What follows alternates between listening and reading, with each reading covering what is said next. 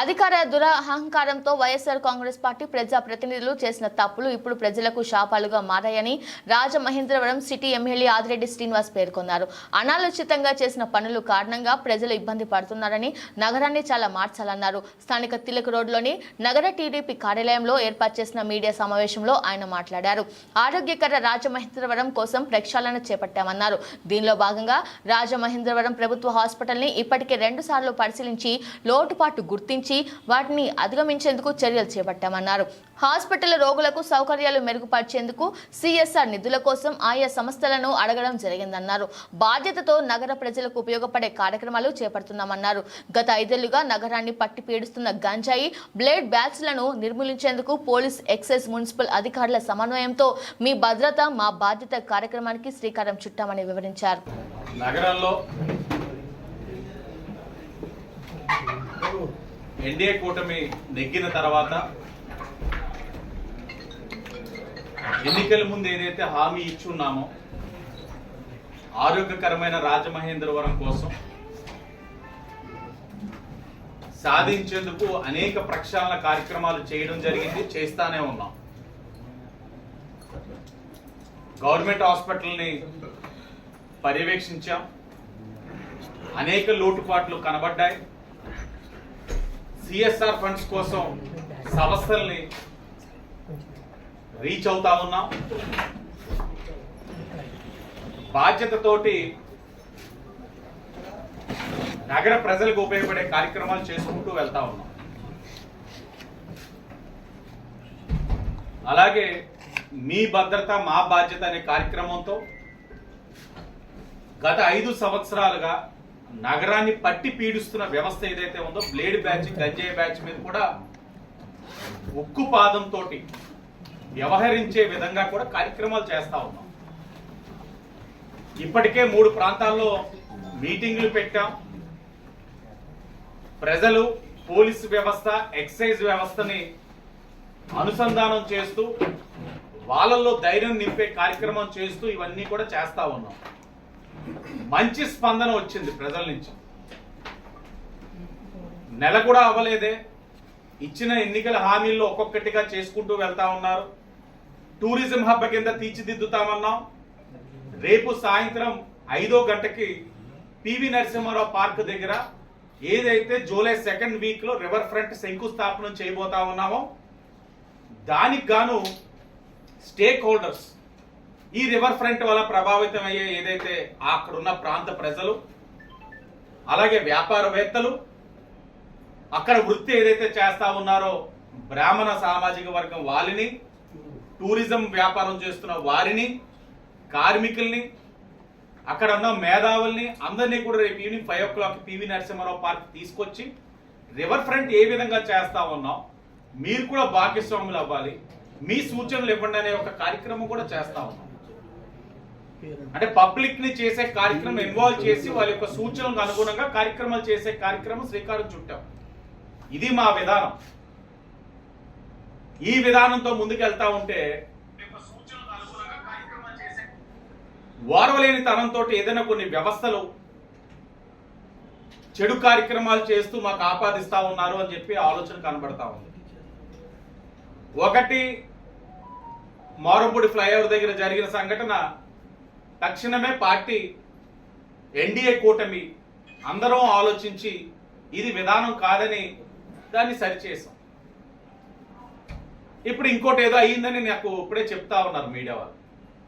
గౌరవ ఎస్పీ గారితో మాట్లాడడం జరిగింది. కఠినమైన చర్యలు తీసుకోమన్నాం. కారకులు ఎవరున్నారు, చేసిన వారి ఫోన్ డేటా తీయమన్నాం. ఎవరితో మాట్లాడి ఈ కార్యక్రమం చేశారు అన్నది వాస్తవాలు బయటికి రావాలి. కఠినమైన చర్యలు తీసుకోమని చెప్పి గౌరవ ఎస్పీ గారికి చెప్పాను. అలాగే బొమ్మూరు సిఐ గారితో మాట్లాడాను.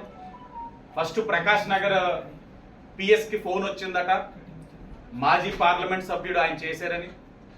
ఏదేవైనా ఇది మంచి సాంప్రదాయం కాదు. గతంలో కూడా కొన్ని జరిగిన సంఘటనలు, అవన్నిటిని కూడా సరి చేసుకుంటూ నగరం వస్తా ఉంది. ఇది మంచి విధానాలు కాదు. ఎవరు చేసినా దానికి కఠినమైన చర్యలకి సిద్ధపడండి. దాంట్లో మోమాటాలు లేవు. కాబట్టి దీన్ని రాజకీయంగా ఏదో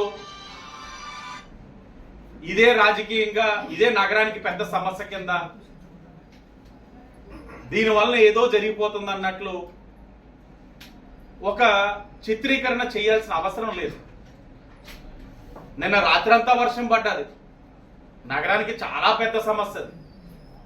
మీ అనాలోచన వలన రాత్రి అంతా కూడా వర్షం పడితే నగరం అంతా అస్తవ్యస్తంగా ఉందన్నది చూసాం, అది ఇంకా పెద్ద సమస్య. కానీ ఇది జరగడం వల్ల మీకు ఇబ్బంది కలగలేదని నేను అన్ను, కానీ దీన్ని రాజకీయంగా చేయాలని ప్రతి చిన్న అంశాన్ని కూడా ఇంకా ఆఖరికి నువ్వు బాతులో కాలు చేరి పడినా కూడా ఎన్డీఏ కూటమిదే బాధ్యత అనే స్థాయికి వచ్చేస్తా ఉన్నాం. మేమెందుకు పట్టించుకుంటాం? అసలు ఎందుకు పట్టించుకోవాలి? మా ఎన్డీఏ కూటమికి వచ్చిన మెజార్టీ 72,000, మా కూటమికి వచ్చిన ఓట్లు కూడా రాలా. అసలు ఎందుకు నిన్ను పట్టించుకోవాలి మేము?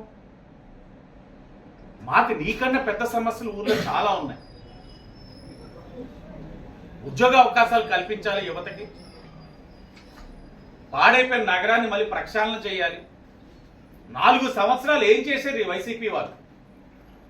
డ్రైనేజ్ మా వాళ్ళు వెళ్ళి డీసిల్టింగ్ చేస్తా ఉంటే ఎక్కడికక్కడ ఆశ్చర్యం వేస్తా ఉంది. ఇంత మట్టి ఇప్పుడు దాకా డీసిల్టింగ్ ఇన్ని రోజులు చేయలేదా? ఇన్ని సంవత్సరాలు చేయలేదా? గోదావరి గట్టు మీద అయితే ఏకంగా అవన్నీ ఛానల్సే బీసిపోయినాయి అనుకోండి, అది వేరే విషయం. అక్కడ ప్రజలు ఈరోజు ఆనందపడుతున్నారు మేము చేసే కార్యక్రమాలు. బాధ ఉంటే తెలియచేయండి, అంతేగాని ప్రతిదీ రాజకీయంగా లబ్ధి పొందేయాలని అనుకుంటే కష్టం. మీరు ఇన్ని సంవత్సరాలు ఏం చేశారు, ఎన్ని కార్యక్రమాలు చేశారు, అయినా ప్రజలు తిరస్కరించారంటే మన విధానాలు తప్పు. కాబట్టి దీన్ని రాజకీయ కోణంలో చూడాల్సిన అవసరం లేదు. రాజమండ్రి ప్రజలకు ఇంకా పెద్ద సమస్యలు చాలా ఉన్నాయి. ఆ సమస్యలపైన ఎన్డీఏ కూటమి దృష్టి సారిస్తా ఉంది. ఎవరైనా బాధ్యులు, ఆ బాధ్యులు ఎవరైతే ఉన్నారో ఎస్పీ గారికి ఒకటే చెప్పాం, కఠినమైన చర్యలు ఉండాలని. మా వంతుగా బాధ్యత కలిగిన అధికార పార్టీగా మేము చెప్పవలసింది చెప్పాం. మా కార్యక్రమాల్లో మేము ఉంటా ఉన్నాం. ప్రెస్ మీట్ కూడా పెట్టడానికి గల కారణం ఏమిటంటే సాయంత్రం వరల్డ్ కప్ ఫైనల్ ఉంది. ఆనం కళాకేంద్రంలోని నగర ప్రజలందరూ కూడా వీక్షించేందుకు మంచి కార్యక్రమం పెట్టాం. మీరందరూ కూడా వచ్చి దాన్ని మంచిగా టెలికాస్ట్ చేస్తారన్న దానికే ప్రెస్ మీట్ పెట్టాం, కానీ మిగతా ఏ అంశం కోసం పెట్టలేదు. మాకు ఇది ప్రాధాన్యత, ఎందుకంటే వరల్డ్ కప్ అన్నది ఇండియా ఆడుతూ ఉంది. సో యాజ్ అన్ ఇండియన్ అది బాగా జరగాలని చెప్పి ఈ మీడియా ప్రెస్ మీట్ పెట్టాం. అర్హత లేని వ్యక్తిని ప్రజలు ఎమ్మెల్యే చేశారు. అందువల్ల గత 5 ఏళ్లుగా ఎప్పుడు లేని పరిస్థితులు గడిచిన 20 రోజుల్లో చూస్తామని చెప్పి భర్త గారు. ఎవరతను? మాజీ ఎంపీయా? ముందు అతన్ని కూర్చొని ఎందుకు ఓడిపోయాను, 40,000 మెజార్టీ వస్తుందని అనుకున్న వ్యక్తి, ఇంత చేశాను అంటున్న వ్యక్తి ఎందుకు ఓడిపోయాడు అన్నది ముందు అన్వేషించుకోమన్నట్టు. 2, అమరావతి పాదయాత్ర జరుగుతున్నప్పుడు ఎందుకు అంత చిన్నపిల్లవాడిగా చిల్లర రాజకీయాలు చేసాడన్నది అడగండి. ఇంకొకటి, మహానాడు జరుగుతున్నప్పుడు నువ్వు చేసిన పనులు ఈ రోజుకి కూడా మేము మర్చిపోలేకపోతా ఉన్నాం, అదొకటి అడగండి. ఇలా అడుగుతూ వెళ్ళాలి అని అంటే మా నాయకుల్ని వేధించిన విధానాలు అడగండి. పార్టీలోకి రాకపోతే ఒక పోలీస్ ఆఫీసర్ని, మా నాయకుడిని డైరెక్ట్ గా ఆయన జీపులో ఎక్కించుకొని అతను పార్టీ ఆఫీస్ కి తీసుకెళ్లి నువ్వు కండువ వేసుకుంటావా లేదా అని అడిగిన విధానాలను అడగండి. కార్యకర్తలు లేని పార్టీ, నాయకులు జెండా మోయలేని పార్టీ అయిపోయింది అది. ఈ రోజు అతను మమ్మల్ని అలా అనడం అన్నది అతనికి అతను ఆత్మ పరిశీలన ఏముంటదండి. గట్టిగా ఉండే 2 రోజులు చేస్తాడు, దాని తర్వాత ఇన్సూరెన్స్ ఉంది క్లెయిమ్ చేసుకుంటాడు. ఇవన్నీ సింపతి పాలిటిక్స్ అన్నది అన్ని చూసేస్తున్నాం. స్టేట్ లో చాలా చోట్ల జరుగుతూ ఉంది. ఇక్కడ కూడా పోలీసు వారు వాళ్ళు పని చేసేందుకు మీరు మాట్లాడకూడదని చూస్తా ఉన్నాం. కానీ ఆ సంఘటన జరిగే అదే సమయంలో 2 కార్లు దగ్ధమైంది అదే ప్రాంతంలో. ఎస్పీ గారు చెప్తా ఉన్నారు, ఆ కారు ఏదైతే ఇతని ప్రచార వెహికల్ అయ్యిందో అదే సమయంలోని 2 కార్లు దగ్ధమైంది ఆవ రోడ్లో. అంటే అది షార్ట్ సర్క్యూట్ వల్ల అయ్యిందా, ఏమైందా, ఇవన్నీ చూడాలి. ఆకతాయిలు ఎక్కువ అయిపోయారు. వీళ్ళు పెంచి పోషించిన టీమే, అది ఏ విధంగా జరిగిందన్నది చూడాలి. ఏదేమైనా ఒకటి, అర్హత అనర్హత అన్నది మాట్లాడడానికి తన సరిపోడు, నేను సరిపోదు. నాకు అర్హత ఇవ్వాలన్నదా లేకపోతే తనకు అర్హత ఇవ్వాలన్నది న్యాయ నిర్ణేతలు ప్రజలు నిర్ణయించారు. నీకు అర్హత కావాలనుకుంటే 5 సంవత్సరాలు ఇంట్లో కూర్చోకుండా ఆ జిమ్లకి వెళ్ళి ఆ దరిద్రమైన ఫోటోలు ఎట్టకుండా కాస్త ప్రజల్లోనే వర్షం పడుతుంది డ్రైన్ దగ్గరికి వెళ్ళి డీసిల్టింగ్ తీసుకుని చక్కగా నుంచుంటే అప్పుడు నీకు అర్హత ఉందో లేదో ప్రజలు నిర్ణయిస్తారు. ఆ ముందు ఆ చండాలాలు ఆ ఇన్స్టాగ్రామ్ లో ఫోటోలు మానమనండి, అప్పుడు అర్హత ఇంకా కొద్దిగానే వస్తుంది. ఇసుకనే అక్రమంగా తరలించేది ఎమ్మెల్యే మనుషులు, వాసు మనుషులే అని ప్రచారం జరుగుతుంది. పట్టించుకోండి అన్నది పట్టించుకొని నా మనుషులు నాకు చూపించండి. ధైర్యంగా చెప్తున్నారు వాసు గారు మనుషులు. అదే నా పట్టించుకొని నా మనుషులు నాకు చూపించండి. మీరేమో అడ్డుకోవాలి కదా సార్, అది ఎందుకు తరలిపోతున్నారు అవునం కానీ. ఏడీ మైండ్స్ కి చెప్పాం స్టాక్ ఎంత ఉందో, ఎన్ని మెట్రిక్ టన్స్ ఉందో కౌంట్ వేసి చూపించకపోతే రేపు చట్టపరమైన చర్యలు ఉంటాయన్న. ఇదే మీడియా వాళ్ళు మిమ్మల్ని అడుగు. ఉమ్మడి అభ్యర్థి ఎవరండి మన సోమవీర్రాజు కూడా నాకు కళ్ళెత్తే వెళ్ళిపోతుందని నిన్న కూడా చెప్పాను. అదే నేను ఆయనతో కూడా మాట్లాడాను. మిమ్మల్ని ఇంకోటి కూడా అడుగుతా ఉన్నానన్న. నేను ఐ డ్రీమ్స్ వాళ్ళకి ఇంటర్వ్యూ ఇచ్చినప్పుడు పుష్కరాల రేవులోని అక్కడ బ్లాక్ సాయిల్ ఉంది, నల్ల మట్టి. ఒక్కసారి వెళ్ళి చూడండి. అధికారంలో వచ్చాం, ఎవడు తరలించిపోయాడో తెలియదు. పోలీసు వాళ్ళని అడుగుతుంటేనేమో ఒక కేసు కట్టాం, లారీని ఏదో పెద్దాపురం వాళ్ళని సీజ్ చేసామంటున్నారు. మైన్స్ వాళ్ళని అడుగుతుంటే ఏమీ మాట్లాడరు. గత వాసనలు ఇంకా పోలేదు చాలా మందికి. మీరు వెళ్ళి చూడండి ఒక్కసారి. కోట్లింగాల రేవు నేను హ్యాపీ సండే వెళ్తే, హ్యాపీ స్ట్రీట్ వెళ్తే చూశాను. ఆ స్ట్రెచ్ నుంచి స్ట్రెచ్ సుమారు తక్కువలో తక్కువ పెంచేవారు. అంతే. అధికారంలో ఉన్నప్పుడు కొన్ని బ్రాండ్స్ వెళ్తా ఉంటాయి, మనం జాగ్రత్త పడి వాళ్ళని ప్రక్షాళన చేసుకోవాలి. అంతేగాని ఇదే పాలసీ మీద గత ప్రభుత్వంలో ఉన్న ప్రతిపక్షంలో వైసీపీని విమర్శించిన టీడీపీ అవును అడ్డగోలుగా ఎస్వతం వేస్తున్నారు. మరి కూటమి ప్రభుత్వం అధికారంలోకి రాగానే రాష్ట్ర వ్యాప్తంగా కూడా ఇదే పరిస్థితి. ఏదైతే స్టాక్ లో ఉన్నటువంటి ఇసుక మొత్తం కూడా తరలింగ్ చేస్తున్నారు. అంటే ఒక పాలసీ లేదు, విధి విధానం లేదు. అంటే దాని మీద మరి ఇప్పుడు ఎందుకు ప్రశ్నించట్లేదు? ప్రశ్నిస్తున్నాం అన్న. సెబ్బ ఎవరైతే ఉన్నారో పిట్టా సోమశేఖర్ గారిని చర్యలు తీసుకోమన్నాం, అరెస్టులు చేయమన్నాం, ఏడీ గారికి చెప్పాం. కొత్త కలెక్టర్ గారు ఇప్పుడు వచ్చారు, ఆవిడ కూడా కలుస్తున్నాం. ఆ పాలసీ మీద చెప్పాలని ఎన్డీఏ కూటమి వెళ్తా ఉన్నాం.